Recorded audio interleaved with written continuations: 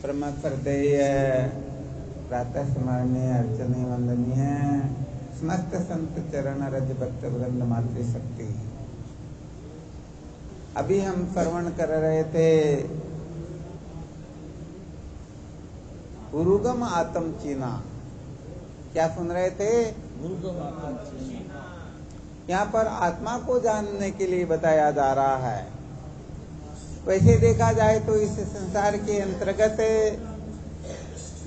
बड़े बड़े बुद्धिमान हुए हैं जो हर चीज को ठीक ठीक प्रकाश से जानने में पूर्ण रूप से समर्थ हो गए, परंतु आत्म तत्व को जानना हर किसी के वश की बात होती ही नहीं है।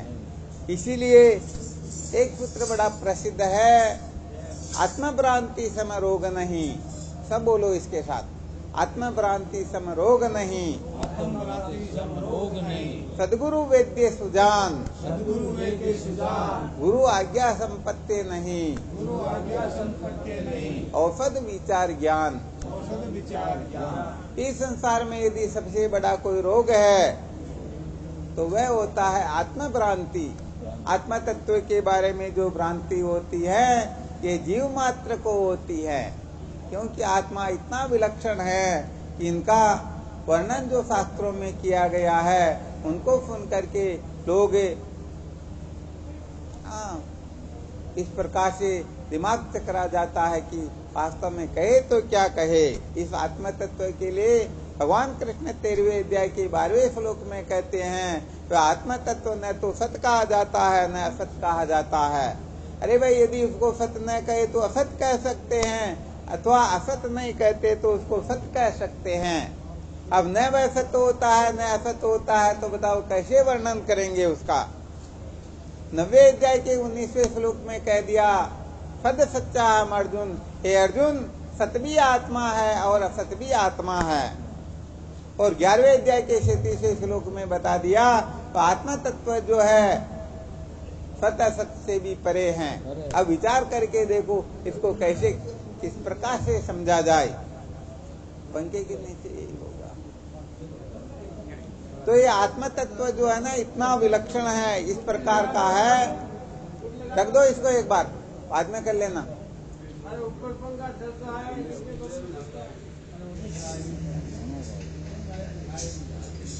तो देखो क्या विषय चल रहा था। आत्म तत्व जो है ये बहुत ही गंभीर है। इसके लिए कहा जाता है इस आत्म तत्व का आश्चर्यमोत्पश्यति कच्चिदेनम, अर्थात कोई इस आत्म तत्व को आश्चर्य की भांति देखता है, कोई आश्चर्य की भांति सुनता है, कोई आश्चर्य की भांति सुनाता है, और कोई तो सुन सुन करके भी इसको समझ ही नहीं पाता है। क्यों नहीं समझ पाता? क्योंकि वहाँ पर मन नहीं पहुँच सकती है, वहाँ पर बुद्धि नहीं पहुँच सकती है, वहाँ पर इंद्रिया नहीं पहुँच सकती है। यन मनसा न मनुते नाहुर मनोमतम तदेव ब्रह्मतम विधि नेदम यदि उपासते। मन के द्वारा जो मनन किया जाता है वह आत्मा नहीं होती है, बल्कि ये मन जिसकी सत्ता से मनन करता है उसको आत्मा कहते हैं। तो देखो, जानने के जितने भी औजार है, आंख आदि जो है ये भी आत्म तत्व को देख नहीं सकती है, क्योंकि आंख रूप को देख सकती है, आत्मा का कोई रूप नहीं होता है। कान शब्द को सुन सकता है, परंतु आत्मा कोई शब्द रूप से नहीं होती है। जीभ किसी को चख करके बता सकती है, परंतु आत्मा कोई रस विषय वाला है क्या? नाक से गंध को सूंघा जा सकता, परंतु आत्मा को नहीं सूंघ सकते हैं। इसी प्रकार से मन बुद्धि भी जो है ये जागृत अवस्था में होते हैं, स्वप्न अवस्था में होते हैं, परंतु सुषुप्ति अवस्था में तो ये भी गायब हो जाते हैं। तो बताओ, सुषुप्ति से परे जो तुर्या तत्व है, सूर्य तत्व है, उसमें जो स्थित तत्व है उसको मन बुद्धि पहचान सकते हैं क्या? नहीं पहचान सकते ना। भाई बात ये है कि पिता के जन्म को पुत्र जान सकता ही नहीं। कोई बता सकता है कि नहीं नहीं इस संसार में ऐसा तो कोई हुआ जो पिता के जन्म को उसने जान लिया हो? देख सकते हैं क्या? अरे भाई, पिता के जन्म को जैसे पुत्र नहीं जान सकता है, वैसे ही संसार की उत्पत्ति से पहले जो वस्तु थी उस वस्तु को अब उत्पन्न होने वाले कैसे जान सकेंगे, अर्थात जान सकते ही नहीं। इसलिए आत्म तत्व जो है ये बड़ा विलक्षण होता है। इसीलिए कहा गया है गुरुगम आत्म चीना, अर्थात गुरुदेव से ज्ञान प्राप्त करके, तरीका प्राप्त करके, वो युक्ति प्राप्त करके यदि कोई आत्म तत्व को जानना चाहेगा तो आत्म तत्व को जान लेगा, और यदि ऐसा न करके अपनी अकल होशियारी से कुछ भी करना चाहेगा तो निश्चित रूप से वह कल्प कल्पांतर तक कुछ भी क्यों नहीं करता रहे, कभी भी आत्म तत्व को जान सकेगा ही नहीं। इसलिए सबसे पहले तो ये अच्छी तरह से जान लेना चाहिए कि आत्म तत्व को जाने बिना करोड़ों करोड़ों वर्षों तक जब तक तीर्थ पूजा पाठ अथवा कुछ भी क्यों नहीं करते रहे, ये जीव जन्म मरण के चक्कर से कभी भी छूटता ही नहीं है। घनश्याम जी महाराज ने कहा ना, योग करे तब त्याग महा जप मौन जटा तन खे रमाई, ज्ञान समाधि सदा अट पूजत राम रटे नित प्रीत लगाई, आत्म ज्ञान समान नहीं सुख बात कहूँ निज रेस लखाई, चोरण जीत न हो ये बराबर वाद वदे न खो पचिताई। अरे भाई, यदि कोई ऐसा वाद विवाद करने पर उतारू हो जाता है कि हम आत्मज्ञान के बिना तुमको जन्म मरण के चक्कर से मुक्त कर देंगे, तो चाहे इस संसार में कोई क्यों न हो उसे मौन ही होना पड़ता है, चुप ही होना पड़ता है, क्योंकि सूर्य के उदय हुए बिना रात्रि का निराकरण होता ही नहीं। ऋषि को जाने बिना सर्प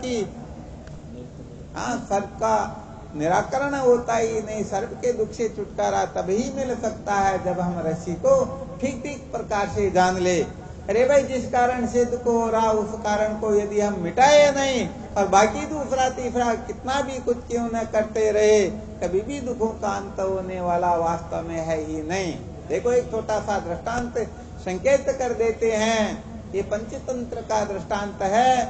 एक वृक्ष पर बहुत सारी चिड़ियाएं रहती थी। कौन रहती थी? क्या होता है कि उस वृक्ष की जड़ में एक सर्प रहता था, वह ऊपर चढ़ता और चिड़िया के अंडे बच्चों को खा जाया करता। चिड़ियाएं तो उड़ जाती थी और उनके अंडे बच्चे उन सबको वह खा जाता था। बहुत समय तक ये सिलसिला चलता रहा।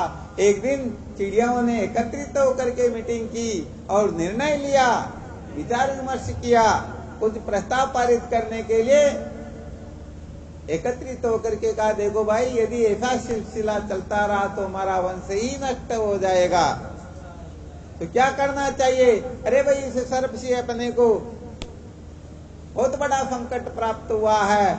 तब तक ये सर्प यहाँ से 9-2-11 नहीं हो जाता है, तब तक अपने वंश की रक्षा होने वाली। तो क्या करना चाहिए? तो अनेक अनेक उपाय बताए गए, कोई उपाय कारगर सिद्ध नहीं हुआ। एक उपाय जरूर कारगर सिद्ध हुआ और वह उपाय था, नेवले को बुला लिया जाए। सर्प का दुश्मन होता है नेवला। तो बहुत सारी चिड़ियाएं गई नेवले के पास में, जाकर के प्रार्थना की। नेवले ने उनको उनके दुख को देख करके हाँ कर दी, चलो हम तुम्हारे साथ ही चलते हैं। तो नेवले को आता हुआ देख करके वहां से सर्प 9-2-11 हो गया, अर्थात पता नहीं वह कहाँ चला गया। तो देखो, सर्प तो वहां से चला गया, परंतु वही नेवला वहां पर रह गया और वही नेवला चिड़िया के अंडे बच्चों को खाने लग गया। अरे, श्रुति पुराण बहु कहो उपाय, छूटा न ग्रंथि अधिक उड़ जाई। ये जड़ चेतन की जो ग्रंथि है ना, ये वास्तव में और कुछ करने से नष्ट होती ही नहीं। ये तो तत्व ज्ञान से, ब्रह्म ज्ञान से ही निवृत्त होती है। और संसार में कोई उपाय न भूतो न भविष्यति कभी हुआ नहीं और होगा भी नहीं, हो सकता भी नहीं। अंधकार की निवृत्ति बिना प्रकाश के किसी साधन से हो सकती क्या? तो भाई, यहाँ पर तो ज्ञान के बिना, ज्ञान बिना यारो मिटे नहीं रोना। हाँ, बिना ज्ञान के कभी काम चलता ही नहीं। मोक्षार्थी पुरुष ही दुनिया में श्रेष्ठ नर है, धर्म अर्थ काम वाले पशु के समान चर है। ये तो पशुओं के समान विचरण कर रहे हैं, जो जन्म मरण के चक्कर से छूटना चाहते हैं, जो सत्य को जानना चाहते हैं, जो कभी माँ के गर्भ में उल्टा नहीं लटकना चाहते हैं। समझ लेना चाहिए, वही सूरवीर होते हैं। ये बाकी तो ऐसे ही जैसे 84 लाख योनि के जीव जन्म मरण के चक्कर में भटक रहे हैं, वैसे ये भी भटक रहे हैं, इसका कोई औचित्य होता ही। हाँ, इसलिए भाई महत्व तो केवल मात्र ज्ञान का होता है, ज्ञान के सिवाय किसी का महत्व तो होता ही नहीं। हाँ, बाकी चाहे हम कितना भी कुछ क्यों न कर ले, इंजीनियर लोग देख लो 5-15 मिनट में 1 लाख रुपए लेकर के चले जाते, और हम जीवन भर कमाए तो भी लाख रुपए एकत्रित नहीं हो सकते। ये ज्ञान का महात्म्य होता है। हाँ, क्या होता है, एक छोटा सा दृष्टांत तो सुना देते हैं। पंजाब के अंतर्गत एक बार केंद्र के अधिकारी गए, केंद्र का मतलब दिल्ली के जो अधिकारी है ना, वो वहां पर गए। थोड़ी देर रुक जाओ ना भाई, चाय वाले 2 मिनट रुक जाओ, बाद में पिलाना, रुक जाओ।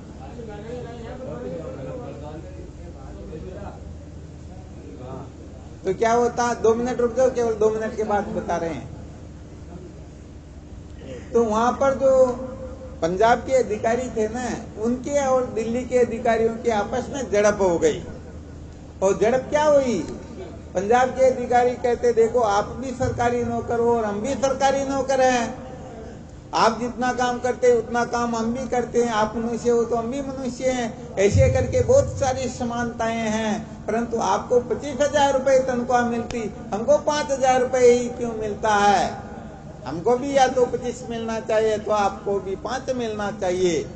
तो दिल्ली के अधिकारी बैठे ही थे, उन्होंने क्या किया, अपना हाथ एकाएक आगे बढ़ाया, टेबल पर रखा और कहा भाई तुम ऐसा काम करो, पहले तुम्हारे में जितनी ताकत है उतनी ताकत से मेरे हाथ पर मुक्का मारो, उसके बाद में हम तुम्हारे प्रश्न का उत्तर देंगे, तुम्हारे को समझाएंगे कि असलियत क्या है। अब पंजाब के अधिकारी ने देखा हमारे करने से न तो इनके 5,000 होने वाले और न हमारे 25,000 होने वाले, परंतु एक ऐसा मुक्का लगाए कि इनका हाथ टूट जाए और 2-3 महीने के लिए घर पर बैठ जाए और मैं तो इनसे आगे ही निकल जाऊं।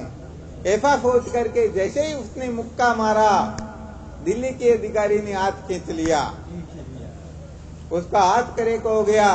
दिल्ली का अधिकारी कहता अरे भाई मुझे क्षमा करना, मेरा कोई ये भाव नहीं था कि तुम्हारे हाथ में किसी प्रकार का फ्रैक्चर हो, परंतु क्या करें, हम तुम्हें तुम्हारे प्रश्न का उत्तर दे रहे थे, हमारे को इस बात का पता है कि कब हाथ को आगे करना चाहिए, कब हाथ को खींच लेना चाहिए, इसलिए हमको 25,000 रुपए मिलते हैं, और तेरे जैसे बेवकूफ को पता नहीं है कि यदि हाथ खींच लेंगे मेरे हाथ का क्या होगा, इसलिए तेरे को 5,000 रुपए ही मिलते हैं। आ गया समझ में? तो बताओ महत्व ज्ञान का हुआ या कर्म का हुआ? ज्ञान का हुआ ना। तो बस जो ज्ञान को महत्व देते हैं वो इसी जन्म में जन्म मरण के चक्कर से छूट जाते हैं, और ज्ञान को महत्व न दे करके पता नहीं जिन जिन को महत्व देंगे वो उसी प्रकार से स्वर्ग ब्रह्म लोक को प्राप्त करके फिर जन्म मरण के चक्कर में भटकते ही रहेंगे। तो सदा सदा के लिए दुखों से छुटकारा प्राप्त करना है तो ब्रह्म विद्या को प्राप्त करना होगा, और ऐसे ही काम चलाना है तो जैसे चल रहा वैसे चलने दो। जैसे सपने से जगे बिना सपन के दुखों का अंत नहीं होता है, ऐसे ही आत्म तत्व को बिना जाने कभी भी दुखों का अंत होता ही नहीं। तो यहाँ पर कुल मिला करके जो भजन में सुनाया गया, गुरुगम आत्म चिना, या तो गुरुगम का अर्थ होता है गुरुदेव से जानकारी प्राप्त करके फिर आत्म तत्व का साक्षात्कार करो, अथवा गुरुजनों ने जिस प्रकार से आत्म तत्व का साक्षात्कार किया है उसी प्रकार से अपने को भी करना है। इसके लिए फिर प्रक्रिया होती है, परीक्षे लोकान कर्म चित्तान ब्रह्मणो निर्वेद मायान नास्ता करता करते न तद विज्ञानार्थम से गुरु में वाभी गच्छेत समित पाणी श्रुत्य ब्रह्मनिष्ठम। ये पूरी प्रक्रिया आ जाती है। सबसे पहले अंतःकरण को शुद्ध कर लेना चाहिए, मल विक्षेप दोष से छुटकारा प्राप्त कर लेना चाहिए, फिर संतों का संग करके विवेक वैराग्य फिर संपत्ति मुक्ता इन 4 साधनों को धारण कर लेना चाहिए। इसके पश्चात श्रोत्रिय ब्रह्मनिष्ठ गुरुदेव के सानिध्य में वेदांत का श्रवण मनन निधिध्यासन करना होता है, जिसके फलस्वरूप हमारे अंतःकरण में ब्रह्माकारवर्ती उदय होती हैं, और ये ब्रह्माकारवर्ती समस्त ज्ञान को जलाकर भस्म कर देती हैं, और अज्ञान का भस्मीभूत होना यही मनुष्य जीवन का सार है।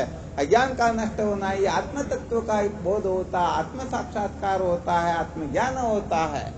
तो जब तक अज्ञान की निवृत्ति नहीं होती है, अर्थात मैं कौन हूँ, परमात्मा क्या है, जगत क्या है, ये जीव जन्म मरण के चक्कर में क्यों पड़ता, हम कहाँ से आए, हमारे को कहाँ पर जाना, क्या करना, क्या कर रहे हैं, इन बातों का जब तक बोध नहीं होगा तब तक तो ये जीव बेचारा दीनहीन मन करके भटकता रहेगा।